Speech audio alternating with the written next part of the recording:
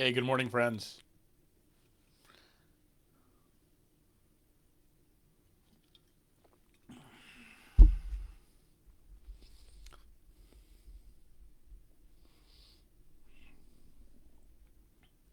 Good morning, everyone. Yes, I've got the big mug this morning with my Moose and Mountain sticker on it. Very nice. Derek, good morning. Good to see you.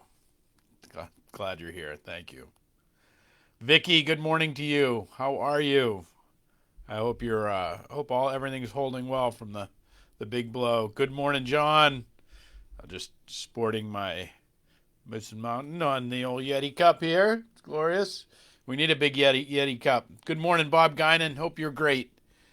That morning, Sharon, Jamie. Good rainy morning. Holy monkey, was it a night?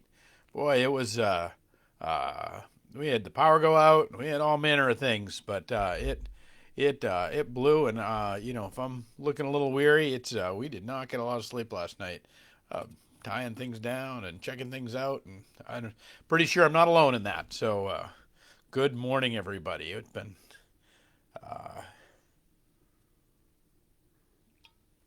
we over here on the East Coast have been facing a little torrent this morning. So, hope everybody's doing well. So glad to see everyone here. We'll give it a minute. I see a few more people popping their heads in on this Tuesday morning. I hope everybody had a gracious Thanksgiving and that was truly able to give thanks and um, you know be with some loved ones in whatever form that happened, and hold some people that are close dear. I hope it was rich in all of our comings and goings here, that you could connect in whatever form that deemed necessary. So that we might come to know some thankfulness in these days. I look good in red. Hey, all right. I rarely wear red. I actually put this on this morning because I was dragging my wagon, and I'm like, all right, I need something a little fire, a little like, and yeah, woo. So I know it is a nice sticker, isn't it? So Casey's being activated today. What's he doing? Where's he going? What's going on? Fill us in. Give us some things to pray about. Come on, Jamie. Don't hold out. Uh, 11 on Thanksgiving. Thank you. That was, yeah, that was promptly followed by what Brene Brown likes to call a vulnerability hangover. I'm like, what am I doing singing on the internet? I have no business doing that. So, oh, you don't know? Oh gosh, that's awful. The not knowing. That's the worst. Goodness. Well, we'll hold him dear anyway. Um, so we will keep him in our prayers for sure. Hanscom, Springfield, hard telling, not knowing. So we'll hope for his welfare and good service. All right. Good morning, everybody. It is this day, the first day of December. 1st of December, friends. 1st of December. Did you hear me say 1st of December? It is the 1st of December, 2020. And we have come together to enjoy ourselves in this journey together. We've been we're looking down the barrel of rounding this year out together on this journeying. Can you imagine that? So so again, I'm hopeful that everyone had a good Thanksgiving, and I've been working on this theory, and I just want to. Good morning, Donna, and I want to share it with all of you because I think that it is a part of not just our what's wrong with the world. There's plenty of people out there documenting that, but it's also a bit of, hey, good morning, Irene. Glad you're here. Um, Not just what's wrong with the world, but also how we might be about the task of setting it right. And I think we find ourselves on this first day of December with as we begin the Advent journey, as we begin this journey, expectation towards the birth of Jesus in this world, and that we enter this watching and waiting period. To me, I think there is something. We are in a crisis of Bethany. That's what I'm starting to feel like with that we're in, and that's what I think. That's what is the antidote to what we find ourselves in these days. And now, what does that mean? A crisis of Bethany? Okay, you're talking Bible talk again, and like that's all great. But so let me just read this passage. And we'll talk a little more about this. This is from the Message translation, so I like dipping into that every once in a while. And it's about Mary and Martha. Now, Mary and Martha were some of Jesus' very best friends, and they lived in Bethany. And so here is the text. As they continued their travel, Jesus entered a village. A woman by the name of Martha welcomed him and made him feel quite at home. She had a sister, Mary, who sat before the Master, hanging on his every word he said. But Martha was pulled away by all she had to do in the kitchen. Later, she stepped in, interrupting them. Master, don't you care that my sister has abandoned the kitchen to me? Tell her to lend me a hand. And the Master said, Martha, dear Martha, you're fussing far too much and getting yourself worked up over nothing. Only the one thing only is essential, and Mary has chosen it. It's the main course and won't be taken from her. Oh, so good. So this place, Bethany, and I want to consider that we're in a crisis of Bethany in our world. This place, Bethany, is the place where Jesus went, where Jesus was taken care of, where Jesus was admired, where Jesus was simply friends. He returns to Bethany time and time again. If you remember the story of Lazarus, again, his good friend, and relation to Mary and Martha, and the resurrection that happens there, again, he is welcomed home. Good morning, Linda. Glad you're here.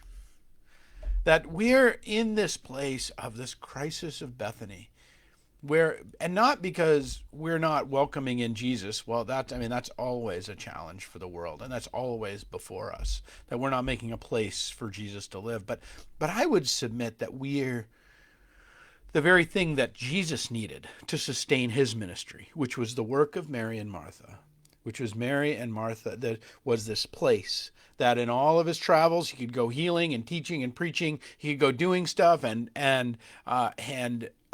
but he would always return to Bethany and have a great meal cooked by Martha and have hospitality provided by Mary and be in this place of simple welcome.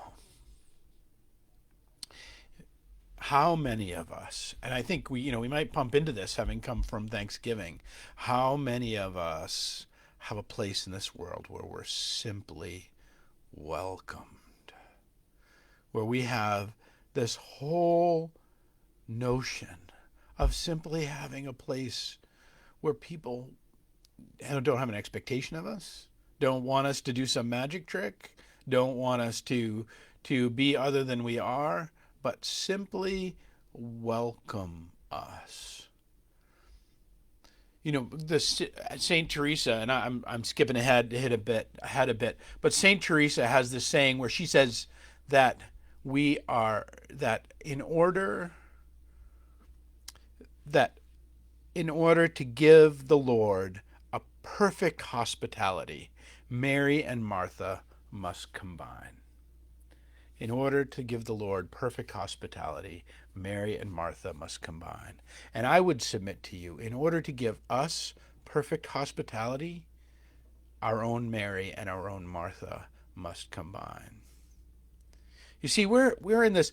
I think we're in this really Martha part of our world right now, where everybody's got an answer and everybody's answer is right, and everybody's mad about whatever it is they're having we're having our little temper tantrum about you're not doing what I say you should do it. Yeah. And so because we're all fired up about right in the public square. I mean, this is the part I love about the Message translation is it brings out the fact that Martha does her little hissy fit right in the middle of everybody, right in the middle of the teaching, right in the middle of what Jesus has got going on. Like she does, like, hey, Mary should be out helping me. Yeah.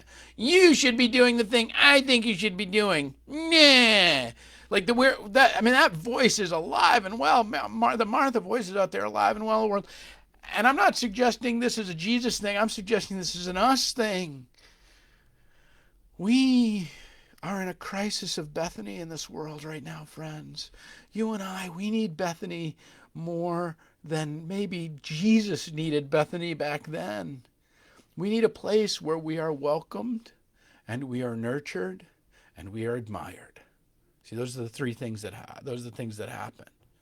Martha nurtures. Martha's about the work of nurturing Jesus, about making sure he gets fed, make sure his pillow's fluffed up, make sure he's welcomed in physical hospitality. Mary is the place that he's admired, where she sits at his feet when women were not supposed to sit at his feet. So it is inherently rule breaking.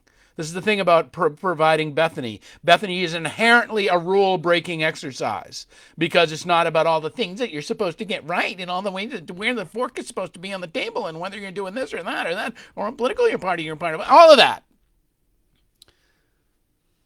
We're in a crisis of Bethany.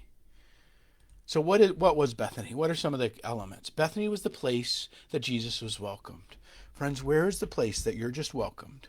That somebody doesn't want to talk to you about politics. Somebody's not talking about mask wearing. Somebody doesn't want to talk to you about their agenda, the thing that they have going on. Is there a place in your life? Is there one person in your life that will just admire you and nurture you?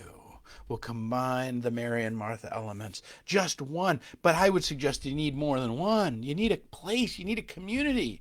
And even our churches, even we're struggling in this because everything in the world is telling us to Martha up, to get it right and to be about right behavior. Bethany is the place where Jesus was unabashedly welcomed. Where are you being welcomed? Because I think I think the crisis of our world is a crisis of Bethany. That we don't have a Bethany for each of us. Each of us doesn't have a Bethany. We don't have a place to lay our heads enough where we're simply welcomed.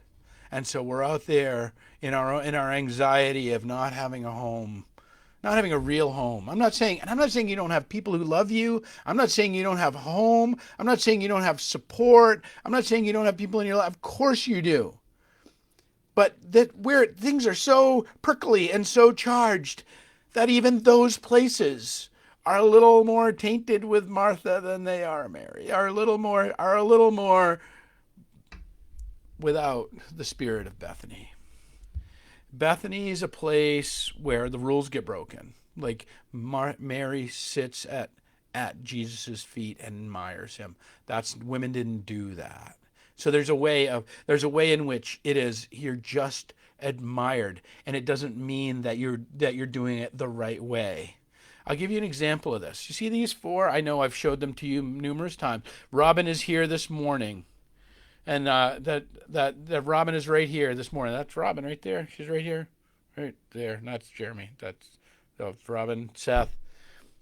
These three people. I'll tell you something about them. There's tons of stuff we don't agree on. There's tons of stuff. If we were to wade into our Martha-ness in this whole thing, it might very well blow our connections apart in a very simple and easy way. But we have a commitment to each other to be both Mary and Martha. To in those great words of Saint Teresa, to give our Lord perfect hospitality, Mary and Martha must combine.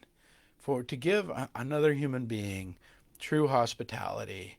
Mary and Martha must combine. And it's not about us getting all of our numbers right or getting all of our things right, but it's about being committed to just admire each other in the midst of what the heck is going on. They're a little bit of Bethany for me. Where's your Bethany? Because I think, and I'll tell you right now, I don't spend nearly enough time with them. I don't check in with them enough. I don't talk to them enough. And because we really are, I believe each one of us are in a crisis of Bethany. Not that we're not admiring Jesus, but that we don't have a Bethany ourselves. Bethany's the place where where Jesus was loved and befriended. He was also the place that death overcame life, or life overcame death, where resurrection won. And remember, it was this place of resurrection by Lazarus. Lazarus shows Lazarus who is dead, and Jesus' very good friend, and Jesus is heartbroken. He weeps, and there is this moment where he says, "Come out. Take off the grave clothes and let him go." Lazarus is brought back from the dead. Friends, how many of us are in these days are half dead, or we are bound up in a place of death? We are bound up in our fear. We are bound up in our anxiety. We're bound up in our desire to control. We're bound up to make the next Facebook comment. We are bound up in the grave clothes of the death of this age. I don't mean that this age is dying. I mean that the song of death that's getting sung around us. Where do you have a place where you can be brought back to life? Who are the people that will bring you back to life?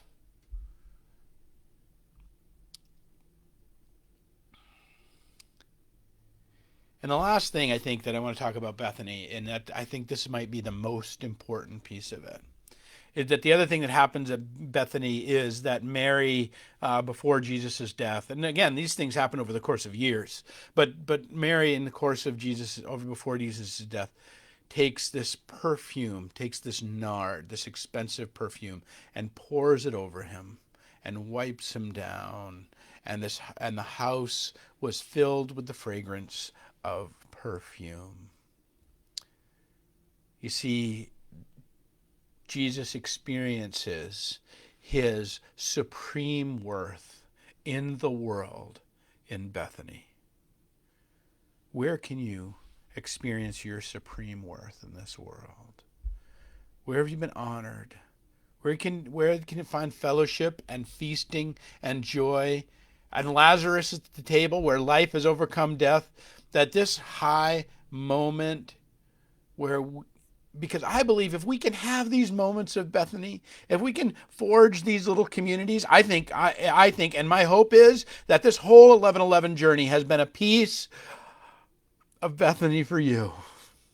That's been my real hope of what we're forging out and what we continue to build here, at First Congregational Church. And I know for a lot of you, this church is a Bethany. But that we find this place where our ultimate and supreme worth can be recognized. That you matter, friend. That you matter infinitely to the one who made you. That you matter to us, and that can be reflected to you. That each one of you that are listening to my voice right now matter in a way that you can't truly understand or know unless it's reflected back to you. You can tell yourself, but unless there's a place where you're ministered to, where you're loved, where if you don't show up, somebody notices, where you're extravagantly loved. This is the thing we think about, God loves everybody infinitely, or God ever loves everybody. We think of that as such a difficult kind of notion. But this is the thing about the infinite love of God. When we talk about this infinite, that God can love every human being with the fullness of creation, the fullness that brought everything into being. God loves you. And where in this world, in a Bethany, can we get a foretaste of that? Because friends, I believe that's the crisis of this world, is that there are so many of us wandering around without a Bethany, without a place, with a place that we've just been so diminished. Not a place of where everybody agrees with us, or yeah, you're so great, or anything like this, but where we are seen and where we are known and where we are loved. Where our, in that great way, our ultimate and supreme worth is recognized. Not because we think you're great, we do, but because because God knows that you are great. And God knows that you are in the midst of God's love and grace and peace suspended in the palm of God's hand. If we're going to heal our way out of this conundrum that we find our lives in, we are going to have to, like St. Teresa, find a way to take the Mary and the Martha of our lives and combine them, so that in that the Lord's perfect hospitality can come. And that's going to start not by us thinking big theological thoughts, but it's going to start by us simply loving one another in this highway. And again, you're not going to find this everywhere, nor should you. There was only one Bethany, and Jesus goes there a finite number of times. But it is the single and solitary place that Jesus is renewed, and life is renewed, and resurrection happens, so that he may go forward and do the great work he had to do. If you can't find this place to touchstone in your life, friends, I encourage you to start building it, to start looking for it.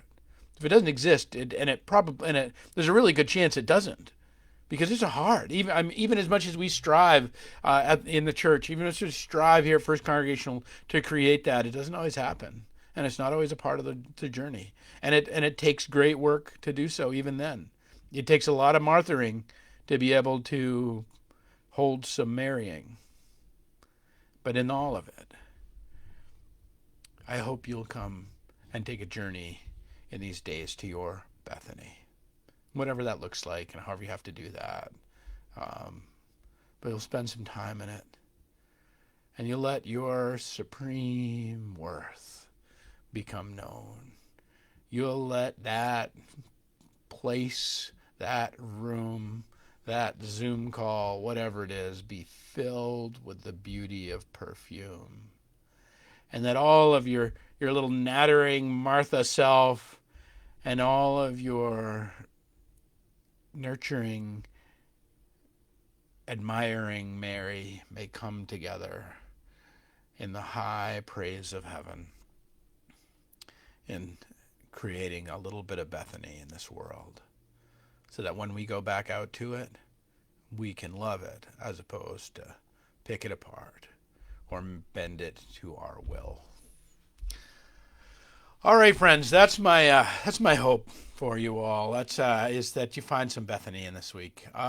So we're going to be back tomorrow. So it is for another 11:11. I am so glad that to have some Bethany time with all of you, that we might have this place to spend a little time admiring one another, spend a little time seeing and being seen, to spend a little time bringing together all that we've been graced, and in it be set free from the world of bondage. All right, friends, thank you so much, and we will see you tomorrow. Grace and peace, my friends.